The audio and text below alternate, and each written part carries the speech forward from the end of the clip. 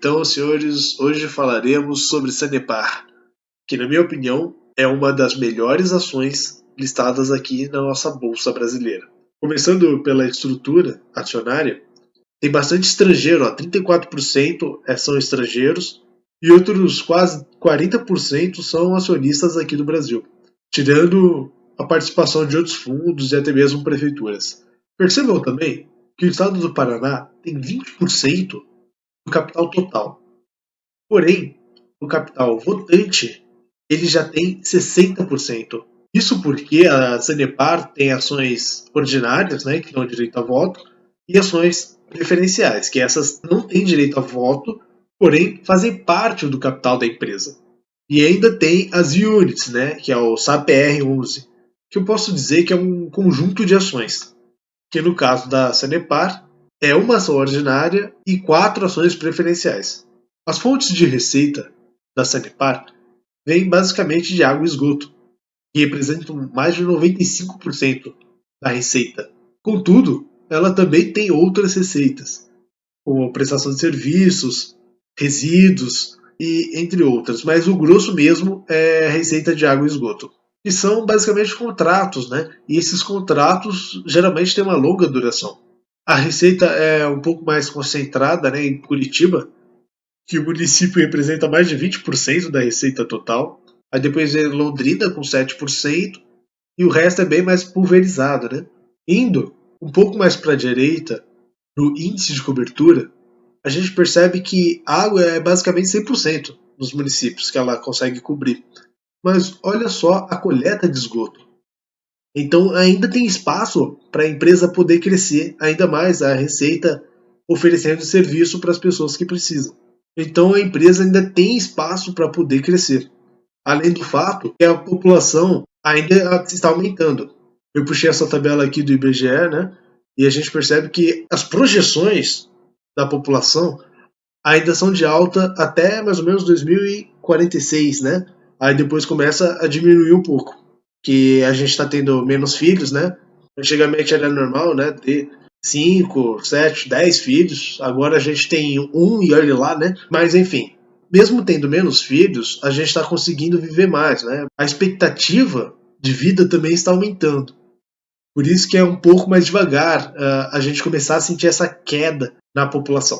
Então, alguns pontos relevantes que eu gostaria de destacar. Como a gente acabou de ver, tem a possibilidade de crescer tanto pelos investimentos que ela já está fazendo, por sinal, e também pelo aumento populacional.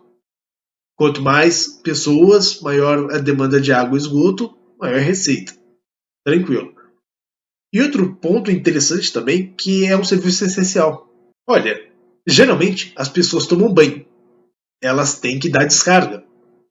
Elas tomam água para poder viver e escovar dentes, etc, etc. São atividades que precisam de água, né? Lavar carro, precisa de água. Precisa de abastecimento de água, precisa de coleta de esgoto. Então não é um serviço, ao meu ver, que tem um risco de deixar de existir nos próximos anos. Já alguns pontos negativos que eu gostaria de mostrar é que a administração é do governo do Paraná e pode haver um conflito de interesse, né? O governador pode usar isso como uma medida, né? Olha, eu fui o governador que não deixei a tarifa subir. Pode ser. Mas também tem que ressaltar que, como o governo do Paraná tem uma participação na empresa, então eles também recebem os dividendos da empresa, além dos impostos, né, que a empresa também tem que pagar.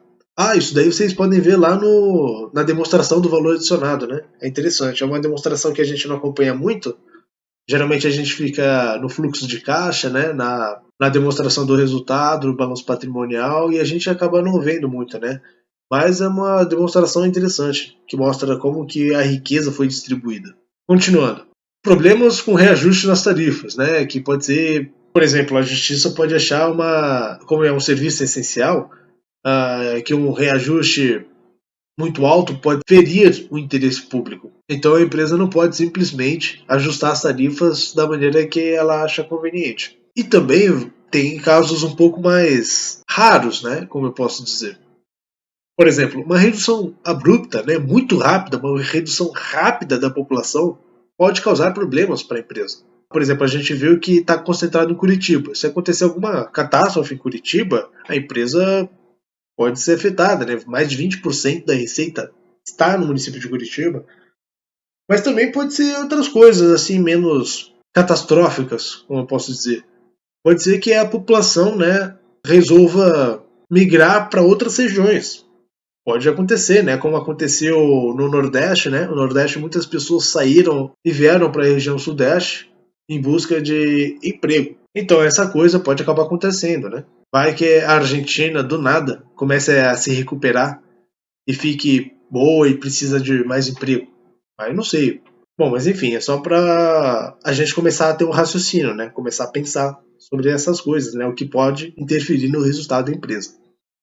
Além disso, de tempos em tempos acontece uma crise hídrica, né? Um ano pode chover menos e dar alguns problemas, que é o caso desse ano, inclusive, né? Eu também deixo aqui, tanto no lado positivo quanto no negativo, um marco, né, do saneamento. E até onde eu entendi, isso pode abrir concorrentes, né? Pode acabar até ameaçando o mercado da Sanepar, da Sabesp, até mesmo da Copasa, né, lá de Minas Gerais. Mas também tem alguns pontos positivos, né? Porque como são empresas que já estavam há muito tempo e têm um certo monopólio natural, elas já estão nas áreas mais populosas. Então, como eu posso dizer, pode ser que sobre apenas boca pobre, entre aspas, né, para novos entrantes nesse setor. Mas como a gente viu, tem muita gente que precisa ainda do serviço de esgoto. Então, o marco do saneamento, ao meu ver, ainda pode ser tanto positivo quanto negativo, né? A gente tem que ver também como que vai ser na prática isso, né? Porque uma coisa é na lei, outra coisa é como é na prática. Mas enfim, vamos ver um pouco mais sobre as crises hídricas. Eu trouxe aqui o histórico dos níveis das barragens. Olha só, geralmente ficava entre 100%, 90%, às vezes 70%, mas olha o ano de 2020, em especial agora aqui para agosto, né, último mês, tem barragens abaixo de 50%, 40%. Então realmente é uma crise, né, hídrica em níveis de barragens que isso pode comprometer, né, o resultado da Sanepar. Já pensou, ela não consegue abastecer uma cidade ou coletar o esgoto? Como que ia ser? Então, isso daí pode ser um problema. Continuando, vamos ver agora a tese de investimentos do canal. Como vocês já viram, né, a gente tenta buscar as empresas que apresentam resultados resilientes ou com expectativas que eles aumentem, um dividendo presente também e que esteja a um bom preço. Então, começando pelos resultados, a gente já viu que é uma empresa de saneamento. Então, água não é uma coisa que as pessoas vão deixar de consumir do nada.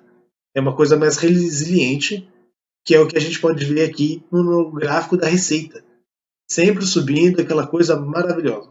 E o lucro acaba refletindo também, né, essa subida. A estrutura de capital da Sanepar ela é bem tranquila, por assim dizer. Desculpa, geralmente, né, o PL fica embaixo. Só que eu ainda não consegui no Excel inverter isso daí. Mas geralmente a gente mostra esse PL, né, embaixo e o passivo em cima. Mas enfim, como vocês podem ver, ela tem mais patrimônio do que os passivos, né? Ou seja, a empresa se financia mais com capital próprio do que com capital de terceiros, né? Com empréstimos, financiamentos. Eu achei bom também destacar a dívida bruta dela, que representa mais ou menos 28% da origem dos recursos, né? Que é o passivo mais o PL. Aprofundando ainda mais sobre a dívida, a gente vê que a alavancagem da Sanepar reduziu através desse indicador, né? A dívida líquida dividido pelo EBITDA, que reflete mais ou menos a capacidade da empresa poder honrar seus compromissos, né? Repare também que quase metade da dívida da Sanepar é acima de 60 meses, ou seja, é depois de 5 anos. Continuando, o resultado para mim está ok. É resiliente e eu espero que ainda melhore cada vez mais. Sobre os dividendos, a gente vê que o lucro crescendo, dividendos acompanhando, e ainda a Sanepar ela não distribui todo o dividendo dela, né? Isso porque ela está retendo parte para poder fazer os seus investimentos. Agora, observando mais o verdinho, né, que são os dividendos, Vou dar aqui um zoom, né? Eu peguei de outro site, que é o do Pense Rico, também muito bom, sugiro vocês darem uma olhada depois, que a gente vê os dividendos subindo, maravilhosamente, perfeito. E outra métrica também, que é legal de ver, é o dividend yield. Repare que ela fica mais ou menos na faixa de 6% ao ano. E ainda é uma empresa que tem a possibilidade de crescer cada vez mais e entregar mais dividendos no futuro. Se simplesmente a Sanepar não quiser crescer mais agora, né, com o marco de saneamento, vamos supor, ela deixa de fazer os investimentos dela e ela passa a distribuir mais dividendos. Continuando a nossa tese aqui do canal, agora vem a parte do preço. Eu sempre tenho que reforçar aqui que é apenas um estudo. Então é um negócio que eu gosto de usar o Graham também. Só que eu faço umas pequenas mudanças na fórmula do Graham. Então agora eu vou compartilhar o meu estudo com vocês. Lembrando que não é recomendação. Não é. Eu só estou compartilhando um estudo aqui que eu fiz. Apenas isso. No cenário pessimista, como vocês podem ver, R$ 5,23. No cenário neutro, R$ 7,98. E no cenário otimista, R$ 10,14. Parece que a XP fez, né, uma recomendação da unit dela a R$ 32. Dividindo aqui, né, por 5, mais ou menos, como posso dizer, o meu neutro deu 7,98, né? O deles teria dado 6,40.